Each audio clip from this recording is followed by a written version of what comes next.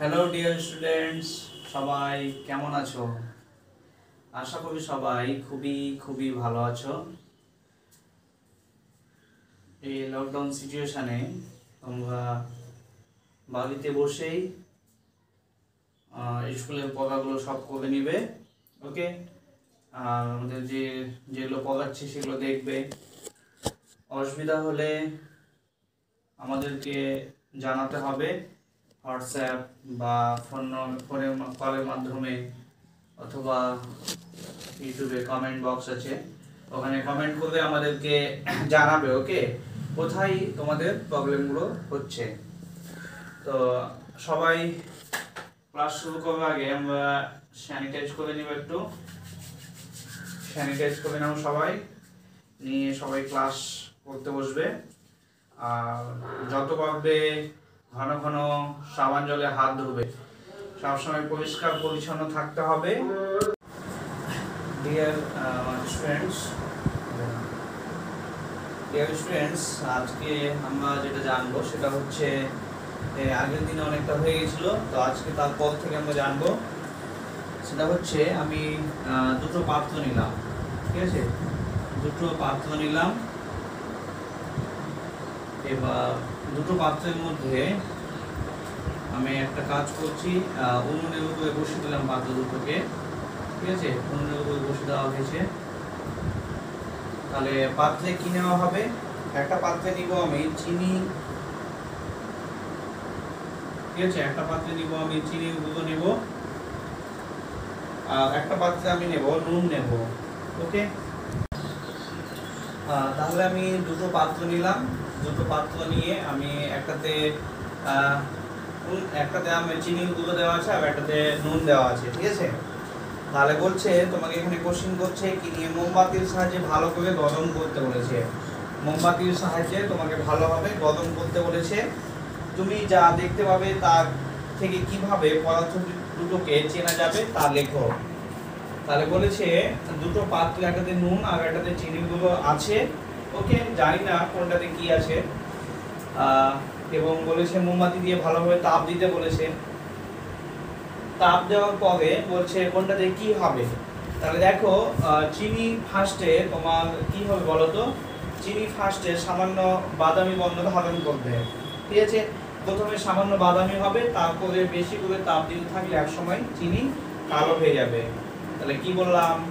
ফার্স্টে চিনি বাদামি হয়ে যাবে অল্প তাপ দেওয়ার পরে, আর বেশি তাপ দিলে চিনিটা আস্তে আস্তে কালো হয়ে যাবে। ওকে, চলে আসো, চিনি কেন কালো হয়ে যাবে, তাপ দিলে চিনি কেন কালো হয়ে যায় সেটা আমরা এখন জানবো। তাহলে দেখো, চিনির সংকেত কি বলতো? C12H22O11। তাহলে চিনির সংকেত হচ্ছে C12H22O11। এখানে দেখো কি কি আছে, দেখো কার্বন আছে 12টা এবং হাইড্রোজেন 22টা, অক্সিজেন আছে 11টা, অক্সিজেন পরমাণু। তো এর মধ্যে দেখো চিনির মধ্যে দেখো 11 অণু জল আছে, H2O আছে, 11 অণু জল আছে। দেখো 11টা দেখো O আছে এবং 22টা H আছে। তাহলে 11 অণু জল আছে। তবে তাপ দিলে কি হবে? এই জলটা চিনি থেকে, এই জলটা কি হবে? বাষ্পীভূত হয়ে যায়।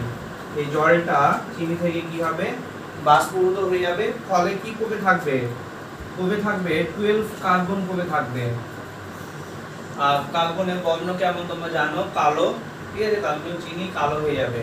তাহলে আমরা কি জানতে পারলাম? কি যদি চিনিকে বেশিক্ষণ ধরে তাপ দেওয়া যায় তাহলে চিনি কালো বর্ণ হয়ে যাবে।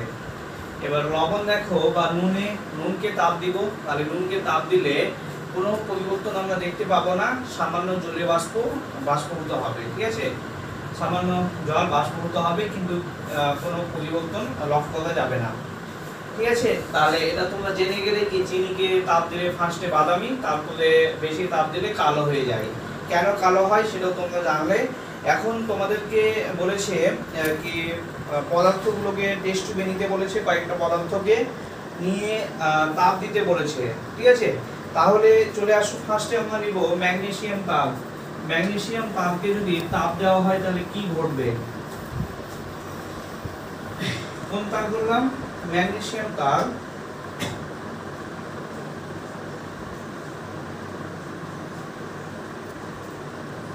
দেখো ম্যাগনেসিয়াম তারকে যদি তুমি তাপ দাও মানে আগুনে পোড়াও তাহলে কি হবে, ম্যাগনেসিয়াম বাতাসের অক্সিজেনের সঙ্গে যুক্ত হয়ে ম্যাগনেসিয়াম অক্সাইড উৎপন্ন করবে, MgO উৎপন্ন করবে। ঠিক আছে, তাহলে সমতা বিধান করার জন্য এখানে 2 লাগিয়ে দিব, তাহলে 2mg প্লাস উপর থেকে 2mgO হলো, দুটো mg দুটো অক্সিজেন পরমাণু, দুটো অক্সিজেন পরমাণু। তাহলে এখানে চলে আসো, ম্যাগনেসিয়াম তারকে যদি বাতাসে পোড়ানো হয় তাহলে কি হবে, তীব্র আলোক সৃষ্টি হবে এবং সাদা বর্ণের ম্যাগনেসিয়াম অক্সাইড উৎপন্ন হবে, ছাই। ঠিক আছে, এটা হচ্ছে সাদা বর্ণের ম্যাগনেসিয়াম অক্সাইড উৎপন্ন হবে। ওকে, তাহলে আমরা কি জানলাম বাচ্চো, আমরা জানলাম কি ম্যাগনেসিয়াম তারকে যদি বাতাসে পোড়ানো হয় তাহলে ম্যাগনেসিয়াম তার উজ্জ্বল হয়ে জ্বলবে এবং ম্যাগনেসিয়াম সাদা বর্ণের ম্যাগনেসিয়াম অক্সাইড উৎপন্ন হবে। ওকে, ছাই উৎপন্ন হবে। এখন চলে আসো কঠিন আয়োডিন। তাহলে কঠিন আয়োডিন, তাহলে আয়োডিনকে তাপ দিলে কি হবে, কঠিন আয়োডিনকে আমি তাপ দিচ্ছি, ঠিক আছে, আয়োডিনকে তাপ দিচ্ছি, তাহলে কঠিন আয়োডিনটা কি হবে, বাষ্পীভূত হয়ে যাবে। ঠিক আছে, কঠিন আয়োডিনটা কি হবে, গ্যাসীয় আয়োডিনে পরিণত হবে বা বাষ্পীয় আয়োডিনে পরিণত হবে। এবার চলে আসো এখানে বর্ণটা কেমন হবে, বেগুনি বর্ণের বাষ্প উৎপন্ন হবে, বেগুনি বর্ণের। ঠিক আছে, তাহলে আমরা দেখতে পেলাম কি যদি আমি কঠিন আয়োডিনকে তাপ দিই তাহলে কঠিন আয়োডিনটার বর্ণ কেমন হবে, বেগুনি বর্ণের গ্যাসীয় আয়োডিন উৎপন্ন করবে। ঠিক আছে, বেগুনি বর্ণের, কেমন বর্ণটা বললাম, বেগুনি। ঠিক আছে, বেগুনি বর্ণের কঠিন আয়োডিন উৎপন্ন, বেগুনি বর্ণের গ্যাসীয় আয়োডিন উৎপন্ন হবে।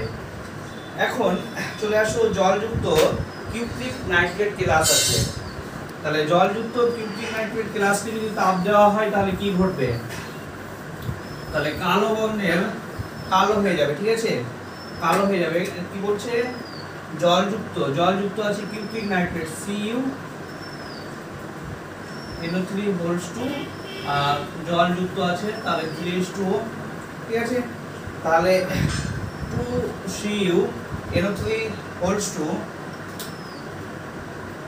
3H2O। ঠিক আছে, এটা জলযুক্ত কিউপ্রিক নাইট্রেটকে আমরা যদি তাপ দিই তাহলে কি ঘটবে, তাহলে তাপ দিলে কি হবে, এটা ভেঙে যাবে। কি কি উৎপন্ন হবে দেখো তো, এখানে কি কি আছে, এখানে কিউপ্রিক অক্সাইড CO উৎপন্ন হবে। ঠিক আছে, কালো কিউপ্রিক অক্সাইড, এটা বর্ণটা হচ্ছে কালো বর্ণের, কালো কিউপ্রিক অক্সাইড উৎপন্ন হবে, প্লাস জল উৎপন্ন হবে। ঠিক আছে, প্লাস অক্সিজেন উৎপন্ন হবে, প্লাস নাইট্রোজেন ডাইঅক্সাইড NO2 উৎপন্ন হবে। তাহলে এখানে দেখো এটা হচ্ছে বাদামি বর্ণের গ্যাস, নাইট্রোজেন ডাইঅক্সাইড হচ্ছে বাদামি বর্ণের গ্যাস, আর CuO কিউপ্রিক অক্সাইড হচ্ছে কালো বর্ণের। তাহলে জলযুক্ত কিউপ্রিক নাইট্রেট গ্যাসকে যদি তাপ দেওয়া হয় তাহলে কি হবে, কিউপ্রিক অক্সাইড, জল, অক্সিজেন এবং নাইট্রোজেন ডাইঅক্সাইড উৎপন্ন হবে। তাহলে কি কি বর্ণ পরিবর্তন হচ্ছে এটা দেখে আমরা বুঝতে পারছি কি কোনটা কি জাতীয় পদার্থ। এখন চলে আসবো আমরা, তোমাকে আলাদা আলাদা 3টা টেস্ট টিউব দেওয়া থাকবে, 3টা টেস্ট টিউবে বিভিন্ন রকমের পদার্থ দেওয়া থাকবে, তোমাকে বলতে হবে কি কোনটাতে কি জাতীয় পদার্থ আছে সেটা তোমাকে জানতে হবে বা বলতে হবে। ওকে, তাহলে চলে আসো, আমার 3টা টেস্ট টিউব নিই, এটা একটা টেস্ট টিউব, এটা একটা টেস্ট টিউব, এটা একটা টেস্ট টিউব। ওকে, বা আমি টেস্ট টিউবগুলো এভাবে না দিয়ে একটা সুবিধা হবে। ঠিক আছে, এখানে একটা টেস্ট টিউব আঁকলাম, এটা হচ্ছে B টেস্ট টিউব, আর একটা টেস্ট টিউব আঁকলাম C টেস্ট টিউব।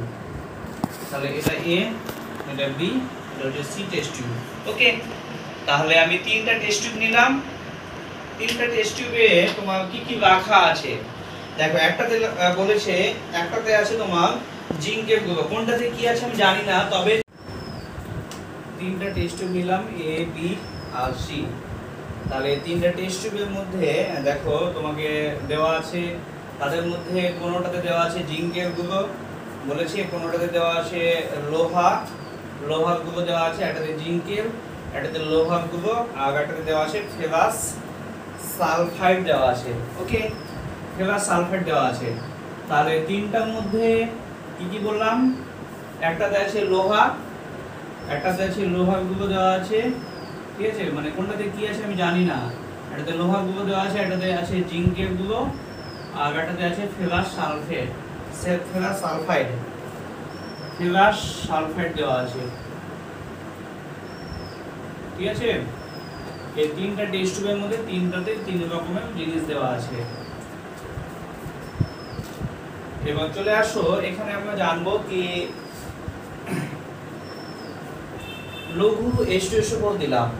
ঠিক আছে, আমি কি করলাম, লঘু H2SO4 যোগ করলাম এই পাত্রগুলোতে, মানে টেস্ট টিউব তিনটাতে আমি লঘু H2SO4 তিনটাতে যোগ করলাম। ঠিক আছে, যোগ করার পরে আমি যে বিক্রিয়াগুলো ঘটবে সেগুলো পর্যবেক্ষণ করব। ঠিক আছে, পর্যবেক্ষণ করার পরে আমরা দেখব কি কি ঘটছে, তারপরে আমরা সিদ্ধান্ত নিব কি কোনটাতে কি জাতীয় পদার্থ আছে সেটা আমরা জানতে পারবো। ওকে, তার জন্য আগে আমাদের পরীক্ষাগুলো করে নিতে হবে। তাহলে আমি সবটার সঙ্গে কি যোগ করব, সবটার সঙ্গে যোগ করব লঘু H2SO4 যোগ করব। ঠিক আছে, তাহলে সবটাতে এখন আমি লঘু H2SO4 যোগ করে দিলাম।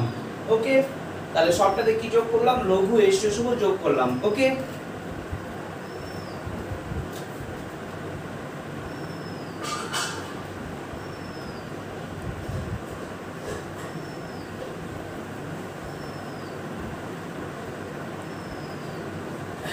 তাহলে এখন চলে আসো, দেখো আমি এবার বিক্রিয়াগুলো দেখছি কোনটাতে কি ঘটছে। তাহলে দেখো ফার্স্টে যেটাতে দেখো কোন একটাতে জিঙ্ক ছিল, তাহলে Zn প্লাস H2SO4 বিক্রিয়া করলে তোমার কি হবে, ZnSO4 প্লাস H2 উৎপন্ন হবে। তাহলে দেখতে পাচ্ছি কি একটাতে জিঙ্ক ছিল, তাহলে জিঙ্ক Zn প্লাস H2SO4 যোগ করলে কি হবে, ZnSO4 প্লাস H2 হবে। ওকে, তাহলে এখানে দেখো কি হলো, তাহলে এবার দেখো কি এটার সঙ্গে বিক্রিয়া করে Zn প্লাস H2SO4 বিক্রিয়া করে ZnSO4 প্লাস হাইড্রোজেন গ্যাস উৎপন্ন হলো। এবার আমি টেস্ট টিউবের মুখের সামনে একটা জ্বলন্ত পাটকাঠিকে ধরবো। কাকে ধরবো, জ্বলন্ত পাটকাঠিকে ধরবো। তাহলে আমরা যদি দেখতে পাই কি জ্বলন্ত পাটকাঠিটা নিভে যাবে এবং যদি গ্যাসটা নিজে নির্শিখা জ্বলে, তাহলে আমরা ভাববো কি হাইড্রোজেন গ্যাস উৎপন্ন হয়েছে। ঠিক আছে, তাহলে আমি কি করলাম, কোন একটা টেস্ট টিউবে আমি কি যে বিক্রিয়াটা হলো, বিক্রিয়া হওয়ার পরে আমি কি করছি, সেখানে একটা জ্বলন্ত পাটকাঠিকে নিয়ে যাচ্ছি। জ্বলন্ত পাটকাঠিকে নিয়ে গেলে আমরা দেখতে পাবো কি যদি পাটকাঠিটা নিভে যায়, ঠিক আছে, পাটকাঠি নিভে যায় এবং গ্যাসটা যদি নিজে নির্শিখা জ্বলে, তাহলে সেখানে যে গ্যাসটা উৎপন্ন হয়েছে বুদবুদ আকারে বন্ধহীন গ্যাস উৎপন্ন হয়েছে, সেই গ্যাসটা হচ্ছে হাইড্রোজেন গ্যাস। ওকে, তাহলে আমরা একটা জানি কি দেখো হাইড্রোজেন উৎপন্ন হবে জিঙ্কের সঙ্গে লঘু সালফিউরিক অ্যাসিডের বিক্রিয়ায় হাইড্রোজেন উৎপন্ন হয়।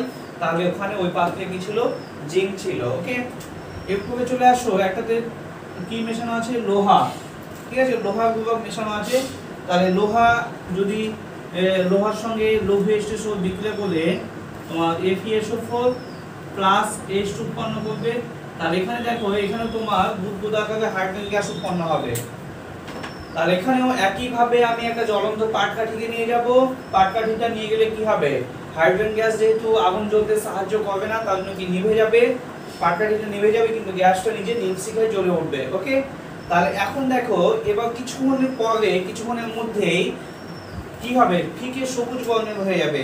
ঠিক আছে, বা ফিকে সবুজ বর্ণের হয়ে যাবে, কারণ FeSO4 হচ্ছে সবুজ বর্ণের। তার জন্য কি হবে, দ্রবণের বর্ণটা ফিকে সবুজ হয়ে যাবে। যদি ফিকে সবুজ হয়ে যায়, তাহলে তুমি ভাববে এখানে যেটা রাখা ছিল সেটা হচ্ছে লোহার গুঁড়ো। ওকে, কি রাখা ছিল, লোহার গুঁড়ো রাখা ছিল। আরেকটাতে দেখো ফেরাস সালফাইড আছে, তাহলে FeS প্লাস H2SO4 যদি দেওয়া হয়, FeS প্লাস H2SO4 থেকে কি উৎপন্ন হবে, FeSO4 HCl প্লাস H2S। তাহলে FeSO4 প্লাস H2S উৎপন্ন হবে। তাহলে তোমরা এখানে বুঝতে পারছো কি, দেখো আরেকটা পাত্রে আমার ফেরাস সালফাইড রাখা ছিল, ওর সঙ্গে লঘু সালফিউরিক অ্যাসিডের বিক্রিয়ায় ফেরাস, ঠিক আছে, ফেরাস সালফাইড হাইড্রোজেন। তাহলে আমাদের দেখো এখানে কি উৎপন্ন হলো, ফেরাস সালফাইডের সঙ্গে, ঠিক আছে, ফেরাস সালফাইডের সঙ্গে লঘু হাইড্রোক্লোরিক অ্যাসিডের, লঘু সালফিউরিক অ্যাসিডের, সরি, FeS এর সঙ্গে সালফিউরিক অ্যাসিডের বিক্রিয়ায় FeSO2 প্লাস H2S উৎপন্ন হচ্ছে। তাহলে এখানে H2S গ্যাসের গন্ধ কেমন? পচা ডিমের গন্ধযুক্ত। তাহলে এই পচা ডিমের গন্ধটা দেখে আমরা বুঝতে পারবো কি তাহলে এখানে যে পদার্থটা ছিল সেটা ছিল ফেরাস সালফেট ছিল, ঠিক আছে। তাহলে উৎপন্ন কি কি হচ্ছে? ফেরাস সালফেট এবং ওটা কি H2S টা হচ্ছে হাইড্রোজেন সালফাইড উৎপন্ন হবে, ঠিক আছে। তাহলে এখান থেকে আমাদের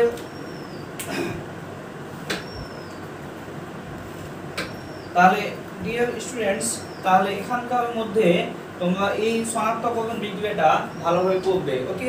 আমি যেটা বোর্ডে করলাম এটা খুব ভালোভাবে করবে। এরপরে চলে আসবো আমরা, দেখো পাশে একটা পরের পেজে তোমাদের বইয়ের 63 পেজে, তোমাদের বইয়ের 63 পেজে দেখো কি বলেছে এখানে। এখানে বলা আছে কি একটা নল, একটা খলের মধ্যে কিছুটা নুন নাও, তার মধ্যে খাবার সোডা মেশাতে বলেছে এবং নদীর সাহায্যে ভালোভাবে সেটাকে ঘষে ঘষে গন্ধ নিতে বলেছে, ঠিক আছে। তাহলে নুন নিব প্লাস খাবার সোডা, ঠিক আছে, নুন প্লাস খাবার সোডা মিশিয়ে, নুন প্লাস খাবার সোডা মিশিয়ে আমি কি করব? এটাকে ভালোভাবে ডাস্ট করে নেব, ঠিক আছে। তারপরে হাতে নিয়ে আমি গন্ধ নিব। তাহলে গন্ধ নিলে দেখতে পাবো এখানে কি হবে, ঠিক আছে। তাহলে আমি এখানে গন্ধ নিব, তাহলে গন্ধহীন CO2 উৎপন্ন হবে। তাহলে কোনো গন্ধ পেলে কি তাহলে কোনো গন্ধ পাওয়া যাবে না, ঠিক আছে, কোনো গন্ধ পাওয়া যাবে না, কারণ গন্ধহীন CO2 উৎপন্ন হবে, ঠিক আছে। তাহলে গন্ধহীন CO2 উৎপন্ন হবে। এবার চলে আসো নিশাদল। এবার নিশাদলের সঙ্গে খাবার সোডা মেশাও। নিশাদল হচ্ছে NH4Cl, নিশাদলের সঙ্গে তুমি খাবার সোডা NaCO3 সোডিয়াম বাইকার্বনেট মেশাও, ঠিক আছে। খাবার সোডা যদি মেশাও তাহলে মিশালে তোমার কি হবে? একটা অ্যামোনিয়া গ্যাসের গন্ধ বেরোবে, তীব্র ঝাঁঝালো গন্ধযুক্ত অ্যামোনিয়া গ্যাস উৎপন্ন হবে, ঠিক আছে।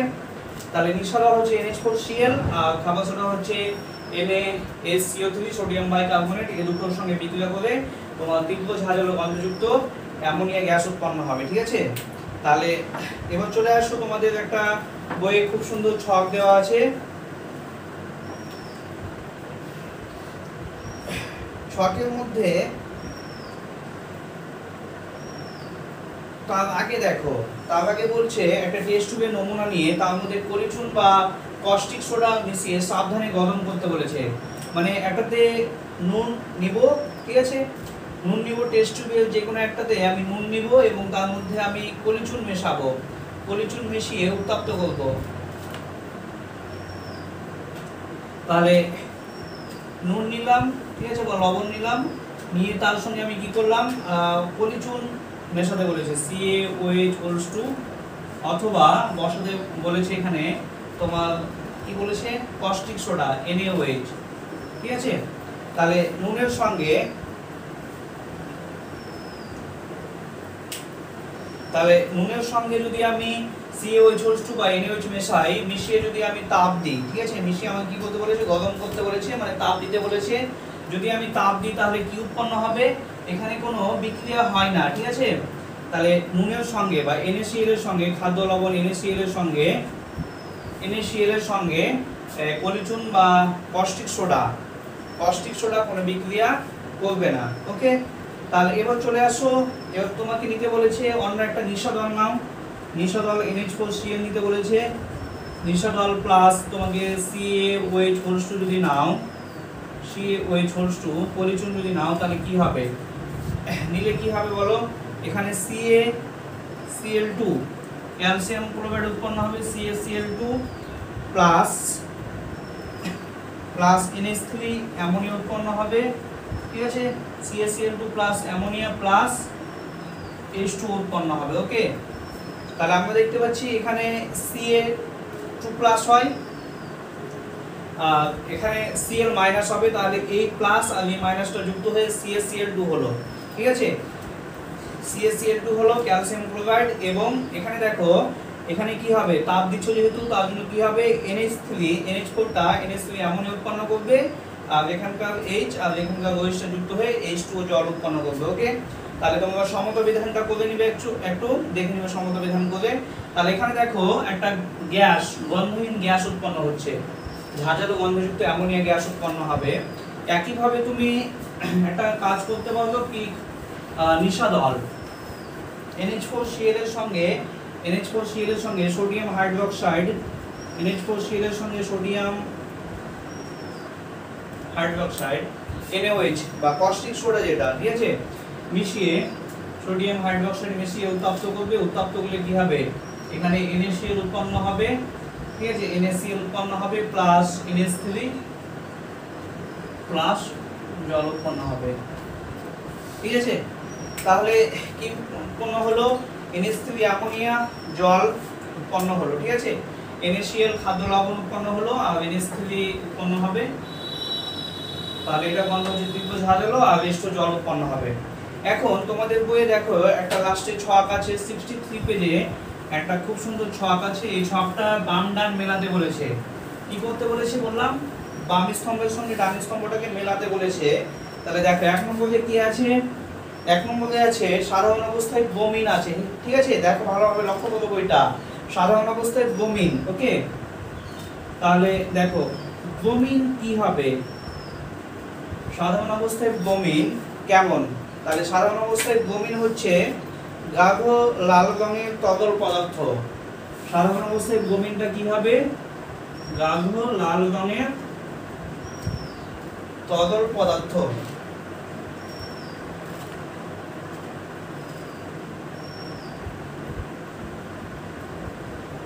তাহলে আমরা সাধারণ অবস্থায় ব্রোমিনটা পেয়ে গেলাম। এখন চলে আসো সেকেন্ডে দেখো আছে আমাদের পারদ।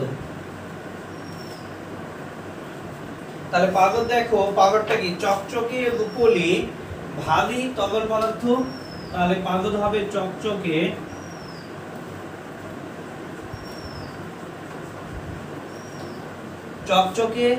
রূপলি ভারী তরল পদার্থ। 3 নম্বরে চলে আসো, কি আছে, নাইট্রোজেন ডাইঅক্সাইড। নাইট্রোজেন ডাইঅক্সাইড আছে 3 নম্বরে, NO2, ঠিক আছে, NO2 nitrogen dioxide, nitrogen dioxide NO2 আছে। তাহলে এটা কি হয়, এটা তোমাদের জানা আছে, নাইট্রোজেন ডাইঅক্সাইড কেমন, বাদামি বর্ণের গ্যাস একটা, ঠিক আছে, আমরা অনেকদিন থেকে বলছি এটা। তাহলে এটা হবে বাদামি বর্ণের গ্যাস। ওকে, তাহলে নাইট্রোজেন ডাইঅক্সাইড হচ্ছে বাদামি বর্ণের গ্যাস। এখন চলে আসো লাস্টে 4 নম্বরে আছে তোমার ক্লোরিন Cl, ঠিক আছে, ক্লোরিন দেখো, ক্লোরিনটা কি হবে, ক্লোরিন Cl যেটা, ক্লোরিন Cl হচ্ছে কি হবে বলো, ক্লোরিন হচ্ছে সবুজাভ হলুদ বর্ণের ঝাঁঝালো গন্ধযুক্ত গ্যাস। সবুজাভ